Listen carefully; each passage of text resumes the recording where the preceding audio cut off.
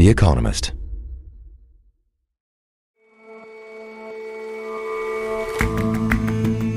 Hello and welcome to The Intelligence from The Economist. I'm Jason Palmer. And I'm Rosie Blore. Every weekday, we provide a fresh perspective on the events shaping your world.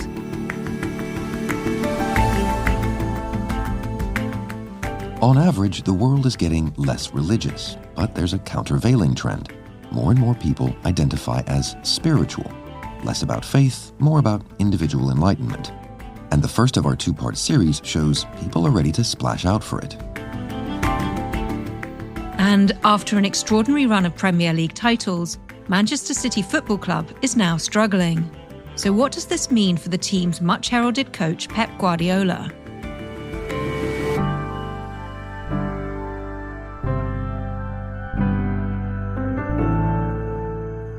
First up, though,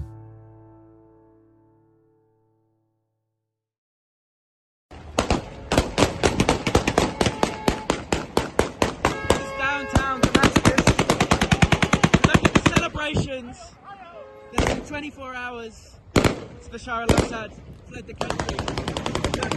These are all bullet casings. In the squares of central Damascus, people rushed to celebrate the fall of the regime of Bashar al-Assad. Gareth Brown, our Middle East correspondent based in Beirut, has been reporting from Syria. The celebratory gunfire is just unreal. But thousands of people also rushed to the overcrowded prisons of Assad's regime. They were desperately looking for relatives. I went with them. This is the road to Saidnaya, just so much traffic. Thousands of people trying to get to the prison. Some who have had relatives, friends missing for more than a decade. People just clinging to hope that, their loved ones might be in Saidnaya. Saidnaya is a small Christian village north of Damascus, but it is also the location of the most infamous prison of Mr. Assad's regime. The road towards the prison was backed up with traffic, and we had to walk almost 2 miles to access the prison itself. And on this walk, I met an 18-year-old boy from nearby, Yaman Alayan. And he told me that his uncle had been detained for 12 years. He said that he'd last seen him in 2017. And at that time, his uncle was just bones and like a skeleton. Yaman said that in the afternoon before the prison fell, helicopters arrived to its grounds to evacuate the guards, and he believes some of its more sensitive prisoners. Saidnaya prison was, to Assad, what the gulags were to Stalin. It's an old Soviet-era building, with 3 wings, isolated from the rest of the country. I was among the first foreign journalists to reach Saidnaya. It's estimated that more than 30,000 people have been killed in the prison since the civil war erupted. Locals refer to the jail in Arabic as al-Maslak al-Bashariya, or the human slaughterhouse.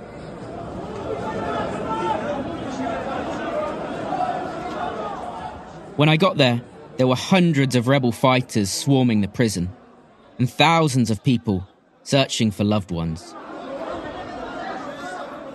Well, what Syrians found was worse than any of them might have imagined. By the time I got there, many hundreds of prisoners had already been freed from the jail. But within the prison, there were hidden cells essentially dug into the concrete and underground. And all the people there were desperately digging and trying to locate these hidden cells, searching for their loved ones. So there was a real sense of desperation. Some of these people, their friends and family, have been missing for over a decade. And this was their final glimmer of hope that those people might still be alive. I peered into some of these hidden cells, which are essentially dug into the concrete. They were pitch black, the floor was covered in these filthy sodden blankets, and in the corner there were plastic bottles full of urine. The place really smelt awful. And then on the walls of these cells there were scribbled really desperate messages from the previous inmate. On one I remember in particular it said, "Take me now," in Arabic. Every so often, some of the people searching in the prison thought they heard voices behind the walls were under the concrete. And this would start a mad, desperate rush to breach the wall with shovels or the butts of their rifle, looking for potential inmates who were still trapped in the prison. I watched as fighters attempted to smash through the concrete. The power was off in this prison. It was pitch black. And there was this fear that if people were in these cells, they might suffocate because there was no ventilation, so it was really seen as a race against time. It was so crowded in there, and almost everyone had a weapon. There were fighters from all over Syria, from some of the Islamist groups, from the secular groups. I remember in one corridor, I saw a prosthetic leg, and the owner of this prosthetic leg was nowhere to be found. Another group discovered an iron press, which fighters said had been used to compact the remains of those executed in the prison grounds. Saidnaya was known as being the holding place of political prisoners. Most of these people here had spoken out against the Assad regime, some at the start of the revolution in 2010, 2011. Others were prisoners of war. But some of them were, even prisoners of the regime of Hafiz al-Assad, the father of Bashar al-Assad. They'd been there for many, many decades. Even 24 hours after the prison's capture, groups of men, fighters, were using the light from their phones to trawl through old registry books they'd found inside the prison. Others were scouring scraps of paper they'd found on the floors in the staff quarters. Everyone was just desperate for information. And among those released, when rebels first captured the prison, there were glaring signs of torture. They were gaunt and starving. Their heads were shaved. The rebels told me that the effects of torture were so bad that some of these inmates had forgotten their memory. They didn't know who they were or where they were from. And they'd taken them to a nearby mosque where they were trying to identify them. I think the reality is dawning on many of the people with missing relatives that almost all of those who are missing are dead. And now Syria is trying to come to terms with how it's going to rebuild its state. In the last 24 hours, Hayat Tahrir al-Sham have announced a transitional prime minister. We're awaiting news on a transitional government. But it's still not clear what type of Syria they're going to build. So as the euphoria settles, Syrians have some very tough questions about what their country's going to look like in the future. I think one of the hardest things is as you walk back down from the prison, every car you walk past asks for news. Is there anyone there? Do you have any information? Of course, we don't, we just say we have no information, and people stay in a traffic jam, and all they've got is hope.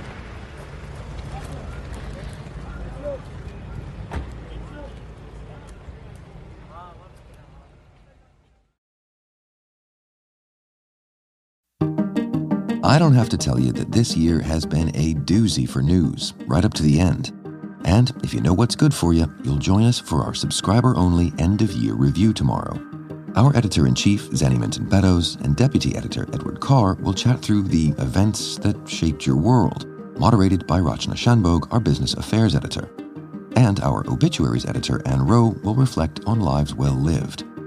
You can submit questions ahead of time or during the event. Get involved, get informed, and if you're not yet a subscriber, get on with it. There's so much behind the velvet rope. The event is tomorrow at 4 p.m. GMT. Just go to economist.com/review2024.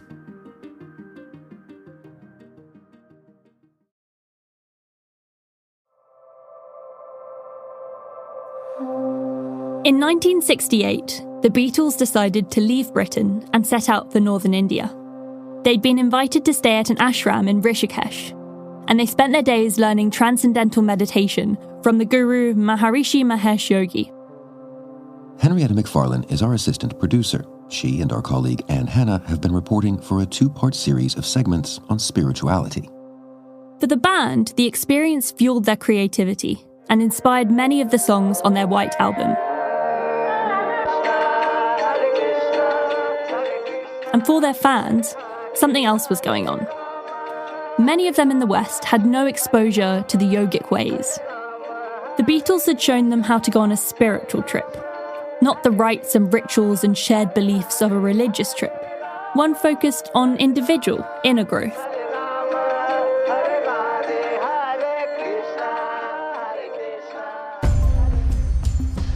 Half a century later, spirituality is booming again. In the rich world, the influence of organised religion is steadily declining. But more and more people, particularly young ones, identify as spiritual. People are searching for new ways to practice their spirituality. And as with the Beatles, increasingly that means travelling. Today, Rishikesh is widely known as the yoga capital of the world. The banks of the river are lined with temples, ashrams and hotels, ranging from the dirt cheap to 5-star. And people travel from all over, often alone, in search of spiritual experiences.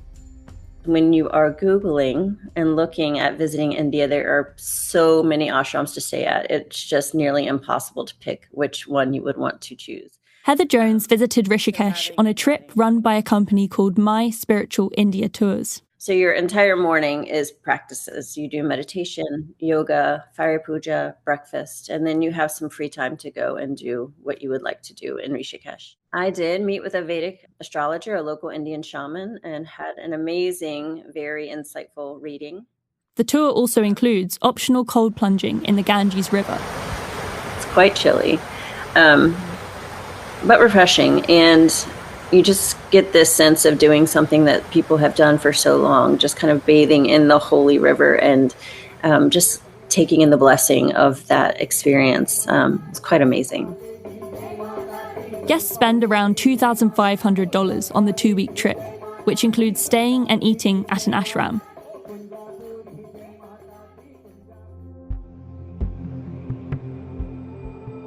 Spiritual tourism, then, is a money-spinning industry. India's government reckons the sector will be worth $59 billion by 2028. That's more than 3.5 times its value in 2022. Ageing temples are being revived, money is being pumped into travel routes, and entrepreneurs want a slice of that spiritual pie, opening yoga and healing centres. To the southeast of Rishikesh, in Ayodhya, the controversial Ram Temple was opened this year.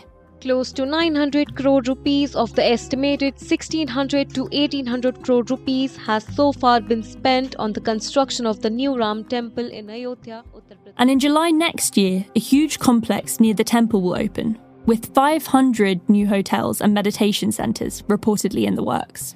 It's not just big business in India. People are travelling to Morocco, China, Indonesia, and all over Europe in search of what they call spiritual enlightenment. The roots of spiritual tourism are in the ancient practice of making pilgrimages, which appears in many religions. But today's pilgrims specifically identify themselves as spiritual, not religious. I would not say that I grew up very spiritual. I went to school for business. But I think as I got older, doing a lot more yoga, meditation, breath work, things like that, I've slowly started to become a bit more spiritual. Earlier this year, Christina Chiwin was lucky enough to be able to quit her corporate job in California to travel full-time. First stop was the Camino de Santiago. It's a historical Christian pilgrimage that mostly runs through Spain. It was like 800 kilometers, walking for a really long time, and incorporate meditation practices and yoga and things that you read. Despite the Camino's religious origins, Christina is part of a growing number of secular walkers. The proportion of travellers visiting without religious intention rose from around just 5% in 2013 to around a quarter last year. The total annual number of pilgrims on the route has also more than doubled in that time, to nearly 500,000. And all along the Camino, local businesses are seeing the benefits. So you can do this experience pretty cheaply as well. And of course, you can spend a lot of money on like private rooms, hotels, expensive dinners and stuff. Hostels now account for twice the share of local jobs that they did in 2008. And social media is helping to spread the word. The hashtag Camino has almost 2 billion views on TikTok. Christina is just one of many posting about her experience on the platform. It's the final day of the Camino, and we're heading out with the crew to walk to Santiago. We still need to collect all of our stamps, eat a bocadillo, and walk about. Plenty of people like Christina are spending their money, their time, and travelling huge distances for spiritual enlightenment. Not everyone goes so far. Next week, my colleague Anne Hannah will look at the kinds of spirituality people are tapping into in their phones.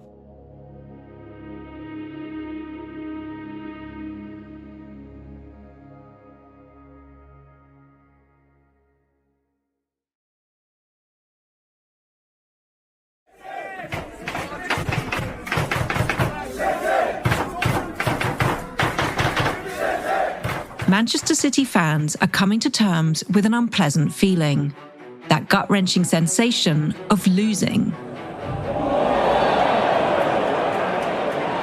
The club usually dominates England's Premier League, the most popular football competition in the world. Man City has won 6 out of the last 7 league titles. When a club just can't seem to win, it often blames the coach. But at Man City, there's still a lot of faith in Pep Guardiola. Well, Man City is one of the most dominant football clubs in England, maybe even in Europe over the last few years. And that's in large part thanks to their manager, Pep Guardiola. He's one of the most famous minds in the game. But in recent times, they've been struggling. Oliver Jones writes about sport for The Economist. They went on a really quite long losing streak, 5 games on the trot, which is unheard of under Pep's tenure. And since then, they've come back a little bit, but still, they're a long way behind the league leaders. And it looks like this serial winner is learning how to lose. So aside from losing some games, which I'm sure is bad for their egos, just how bad are things really for Man City? Well, there's different ways of looking at it. I think on the one hand, the losing streak itself is not that big a deal. These things happen. But on the other hand, the nature of the performances is really quite something. So you have some of the world's best players just looking tired and uninspired. And now we're coming into this part of the football calendar in England over the Christmas break where things get very intense for football teams. There's a game every few days. So if Pep and his boys can't turn things around soon, they will find themselves probably struggling to make anything at all of this season. So what's going wrong? Well, there's a couple of things. One is Pep's management style is famously intense. So 1 minute he'll have his arm around a player, he'll be lavishing them with praise, telling them how amazing they are. The next he'll be distant and cold, working something tactical out all by himself. And I think that begins to tire on people. You know, it is a very exhausting thing, not least for him himself. The other factor is just plain bad luck. They've had some bad injuries, which of course will disrupt any team.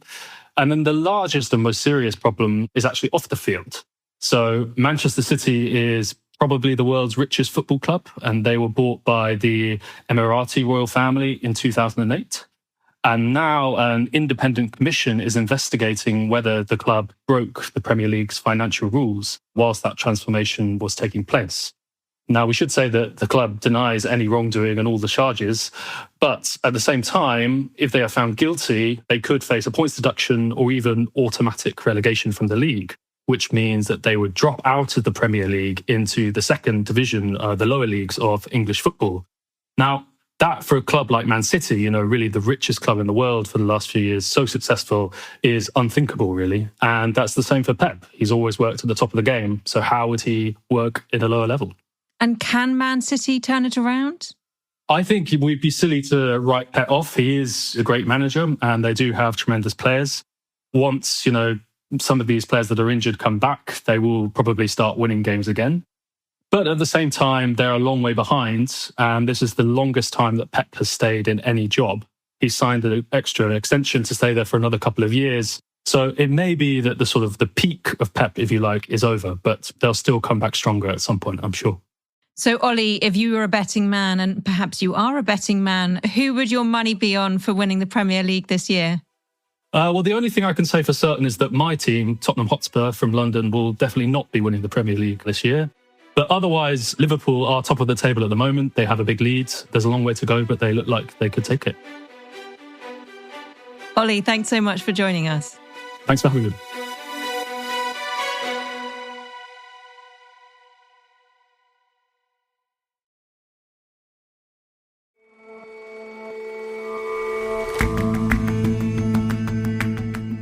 That's all for this episode of The Intelligence. We'll see you back here tomorrow.